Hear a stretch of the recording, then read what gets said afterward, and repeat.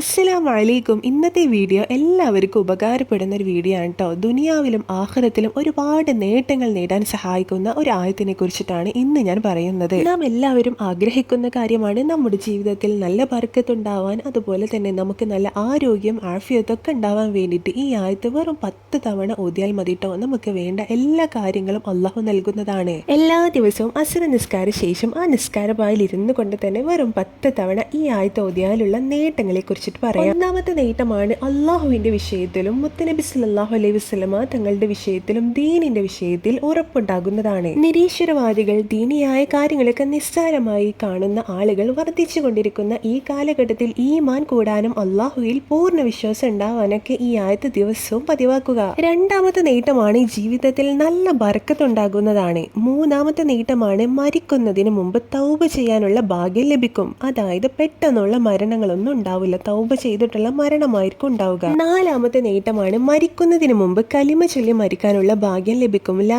ഇലാഹ ഇല്ലല്ലാ എന്ന് പറഞ്ഞുകൊണ്ട് മരിക്കാനുള്ള ഭാഗ്യം ലഭിക്കുന്നതാണ്. ഇനി അഞ്ചാമത്തെ നേട്ടമാണ് മുഅ്മിനീങ്ങൾക്ക് നമ്മളോട് ഇഷ്ടം ഉണ്ടാകുന്നതാണ്. ആരും നമ്മളെ കുറ്റപ്പെടുത്തില്ല, എല്ലാവർക്കും നമ്മളോട് സ്നേഹം ഉണ്ടാകും. 6 ഖബറിൽ വിശാലത നൽകും. 7 വലത് കൈയിൽ കിതാബ് ലഭിക്കും. 8 മിന്നൽ വേഗത്തിൽ സിറാത്ത് പാലത്തിലൂടെ കടക്കാൻ പറ്റും. 9 വിചാരണയില്ലാതെ സ്വർഗത്തിൽ കടക്കുന്നതാണ്. ഇനി 10ാമത്തേതാണ് നമ്മുടെ ശരീരത്തിന് അള്ളാഹു നല്ല ആഫിയത്ത് നൽകുന്നതാണ്.